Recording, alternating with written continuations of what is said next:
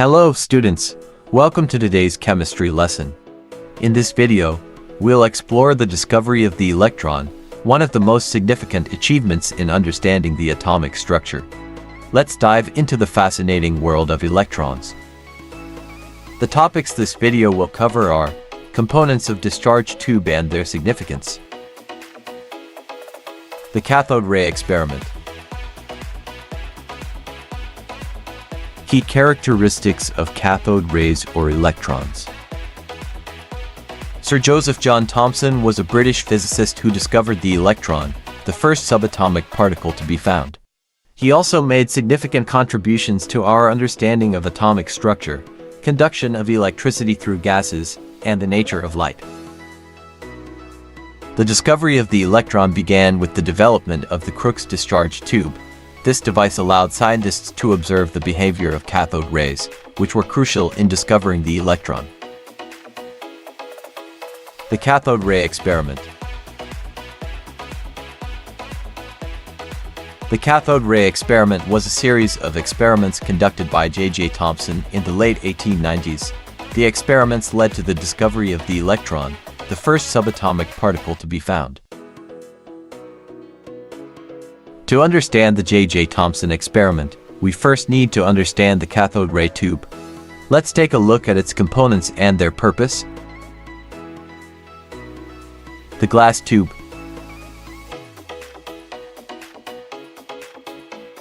The glass tube serves several important purposes. 1. To maintain a vacuum. 2. To protect the electron beam. The electron beam is very fragile and can be easily scattered by air molecules. The glass tube protects the beam from collisions with air molecules and ensures that it reaches the screen in a focused and coherent state. 3. To absorb X-rays. When the electron beam strikes the screen, it produces a small amount of X-rays.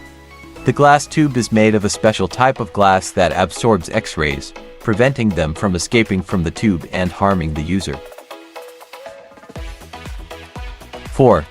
In addition to these purposes, the glass tube in a cathode ray tube also serves as a structural support for the internal components of the tube. It is typically made of a thick, durable type of glass that can withstand the high temperatures and voltages generated inside the tube. Electrodes.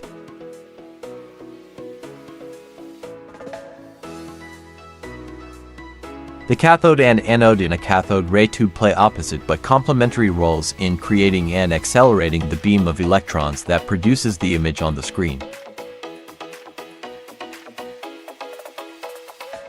The cathode.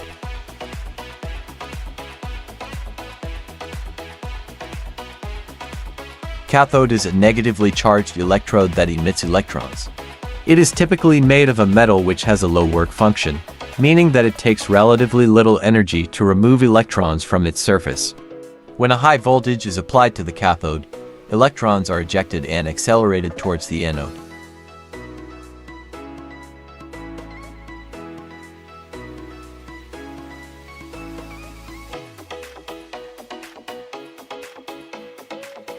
Anode is a positively charged electrode that attracts the electrons emitted by the cathode. It is typically made of a metal which has a high melting point and can withstand the heat generated by the electron beam. Voltage applied.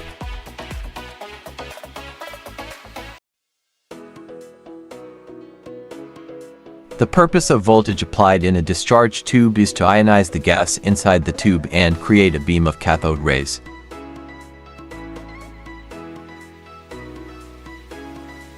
The voltage difference between the cathode and anode determines the speed and energy of the electron beam. The higher the voltage, the faster and more energetic the beam will be.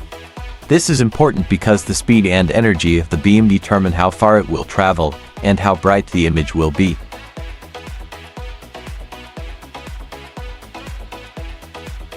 Vacuum pump.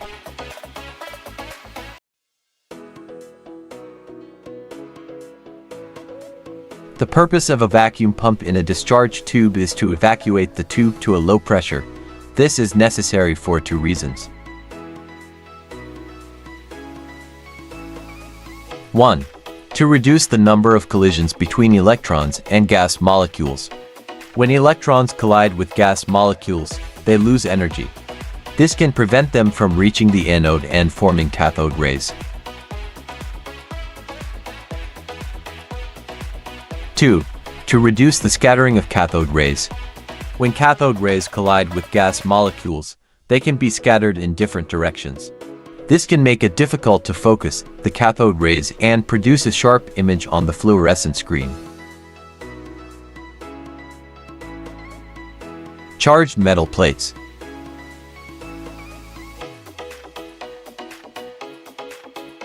Thomson used two charged metal plates, one positive and one negative, to deflect the electron beam both horizontally and vertically.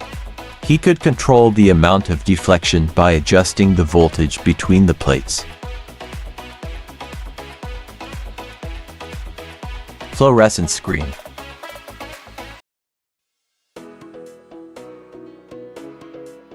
The fluorescent screen in a discharge tube serves the purpose of converting the invisible electron beam into a visible image.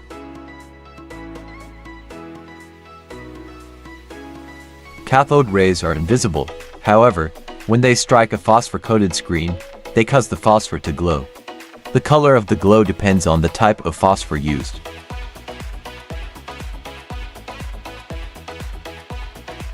In early cathode ray tubes, the phosphor was typically made of zinc sulfide, which glows green when struck by cathode rays.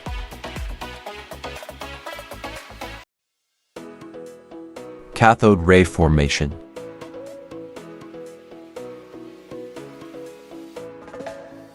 The production of cathode rays in a discharge tube is a complex process, but it can be explained in a simplified way as follows. High-voltage electricity passed through the discharge tube ionizes the residual gas atoms in the tube. The electric field accelerates the positive ions toward the cathode, and when they collide with it, they knock electrons out of its surface, which are the cathode rays nowadays called electrons.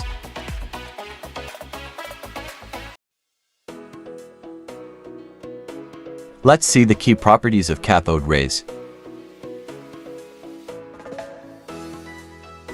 Do cathode rays travel in a straight line path? Yes, cathode rays travel in a straight line path from cathode to anode when there is no electric or magnetic field present. How can we prove that cathode rays travel in a straight line path?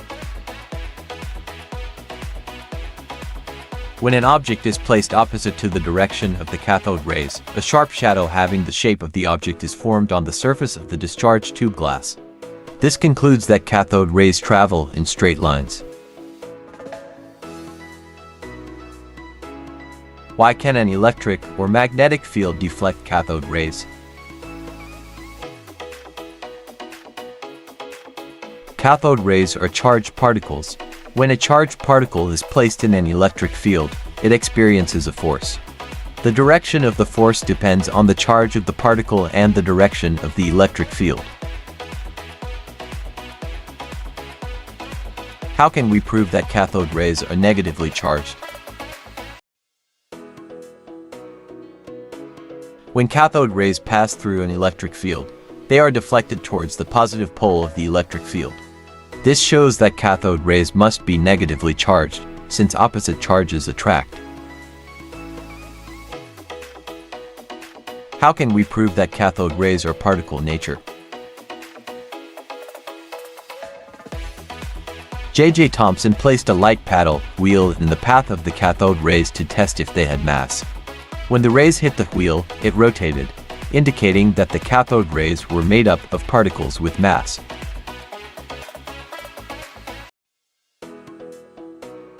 Thank you for being part of this lesson on the discovery of electrons through discharge tubes. Unveiling the electron was a groundbreaking milestone in our understanding of matter, paving the way for countless scientific breakthroughs. Keep learning, and I'll see you in the next lesson. Don't forget to subscribe, like, and share to help others discover this content.